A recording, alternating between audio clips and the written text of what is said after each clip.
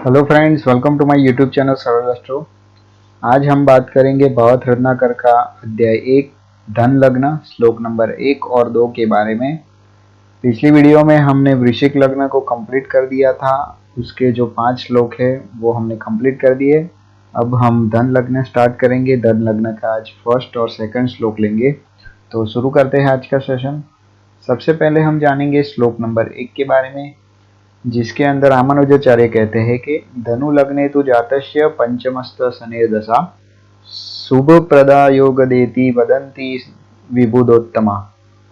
अब इसका मतलब यह है कि धन लग्न के अंदर जिस किसी भी का जन्म हो, उसके 5वें स्थान के अंदर शनि हो तो उसकी शनि की दशा शुभ और धनप्रद योगप्रद होती है। अब एग्जाम्पल के तौर पे हम जानेंगे। मैंने क्या बताया कि धन लग्न की कुंडली होनी चाहिए, उसके अंदर 5वें स्थान के अंदर शनि होना चाहिए। अगर ऐसी कुंडली आपकी है तो आपकी जो शनि की दशा है वो शुभ धनप्रद जाती है और योगप्रद भी होती है। देखिए, इधर शनि जो है वो 5वें स्थान के अंदर बैठा हुआ है और 5वें स्थान के अंदर शनि जो होता है वो नीच का होता है। आपको पता ही होगा कि शनि जो है वो मेष के अंदर नीच का होता है और तुला के अंदर उच्च का होता है।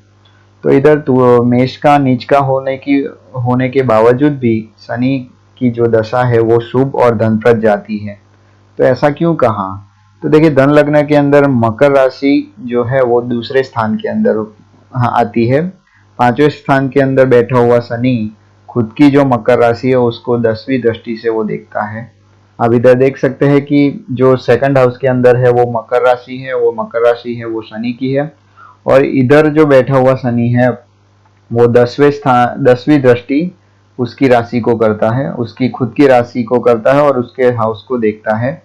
और और दूसरी बात भी हम जाने कि शनि लाभ भाव में खुद की उच्च राशि के ऊपर भी दृष्टि करता है। आप देख सकते हैं कि सामने है वो लाभ स्थान है। लाभ स्थान के अंदर भी तुला राशि है। तुला राशि वो शनि की उच्च राशि होती है, उसके ऊपर भी वो 7वीं दृष्टि करता है। द्वितीय होके पंचम स्थान यानी लक्ष्मी स्थान के अंदर होने की वजह से धन और लाभ के ऊपर दृष्टि करने की वजह से शनि नीच राशि में होने के बावजूद भी वो धनदायक होता है और खुद की दशा के अंदर धनप्रद होता है। अब देखिए, सेकंड हाउस का जो मालिक है वो शनि है। वो 5वें स्थान यानी लक्ष्मी स्थान त्रिकोण स्थान के अंदर बैठा हुआ है और धन स्थान खुद का स्थान और लाभ स्थान के अंदर दृष्टि कर रहा है। इसी वजह से शनि नीच राशि में बैठे हुए होने की वजह से बावजूद भी वो सुप्रद धनप्रद और योगप्रद होता है। और इसीलिए रामानुजाचार्य ने यही कहा कि शनि 5वें स्थान के अंदर बैठा हुआ हो तो शनि की जब दशा आती है तो वो अच्छी मानी जाती है। अब बात करेंगे श्लोक नंबर 2 के बारे में। श्लोक नंबर 2 की संस्कृत स्लाइड मैंने आपके सामने रख दी है। उसके अंदर रामानुजाचार्य कहते हैं धनु लग्ने तु जातस्य लाभस्थो योग दशनि इतरक्षे तु जातस्य लाभ मंदो न योगदः। इसका मतलब है कि धनु लग्न के अंदर जिस किसी भी जातक का जन्म हुआ होता हो उसके 11वें स्थान के अंदर शनि योग कारक होता है। दूसरे कोई लग्न के अंदर जो भी जातक का जन्म होता है उसका लाभस्थ शनि योग कारक होता नहीं है। अब देखिए, मैं फिर से दोहराना चाहता हूँ।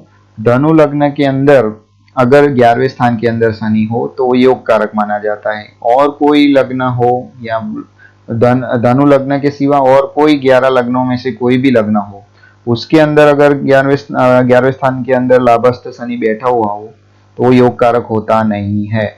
अब एग्जाम्पल के तौर पे हम जानेंगे। देखिए, एग्जाम्पल में मैंने धन लग्न की कुंडली रखी है। उसके अंदर 11वें हाउस के अंदर तुला राशि है। तुला राशि के अंदर शनि है। शनि अगर 11वें स्थान के अंदर बैठा हुआ हो तो धनु लग्न की कुंडली में वो योग कारक होता है। दूसरे किसी लग्न के अंदर बैठा हुआ हो 11वें हाउस के अंदर शनि तो योग कारक होता नहीं है। ऐसा क्यों कहा?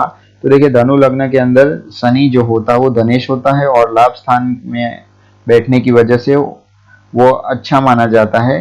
ये पहला रूल है कि देखिए, सेकंड हाउस का लॉर्ड है वो 11वें स्थान में है, धनेश लाभेश के अंदर है, वो अच्छा माना जाता है, शुभ माना जाता है। और इस कंडीशन में ऐसा भी है कि देखिए, शनि जो है वो में तुला राशि का है। तुला राशि का जो शनि है वो उच्च का होता है। मैंने पिछले श्लोक में भी आपको बताया कि वो मेष के अंदर नीच का होता है और तुला राशि के अंदर उच्च का होता है। तो देखिए, एक तो का रूल्स ऐसा हुआ कि धनेश लाभ स्थान में बैठने की वजह से धन संबंधी शुभ फल देता है, और धनेश उच्च का हो गया इसी वजह से वो धन संबंधी आपको शुभ फल देता है। इसी वजह से धनु लग्न के अंदर द्वितीय शनि लाभ के अंदर उच्च का होने की वजह से उत्तम धन योग होता है। और ये दोनों कंडीशन होने की वजह से शनि जो है वो 11वें स्थान के अंदर शुभ माना जाता है और योग कारक माना जाता है। तो आज हमने श्लोक नंबर 1 देखा धनु लग्न का, और श्लोक नंबर 2 देखा। श्लोक नंबर 1 के अंदर हमने ये देखा कि 5वें हाउस में बैठा हुआ शनि है, वो उसकी जो शनि की दशा होती है वो शुभप्रद और योगप्रद होती है। और सेकंड श्लोक के हमने देखा कि 11वें हाउस में बैठा हुआ शनि योग कारक माना जाता है। दूसरे कोई लग्न के अंदर 11वें हाउस में बैठा हुआ शनि योग कारक माना जाता नहीं है। तो आज के लिए बस इतना ही था। उम्मीद है आपको ये वीडियो अच्छा लगा होगा। अगर ये वीडियो अच्छा लगा है तो लाइक शेयर एंड सब्सक्राइब जरूर कीजिए। तब तक के लिए मुझे इजाजत दीजिए। Thank you.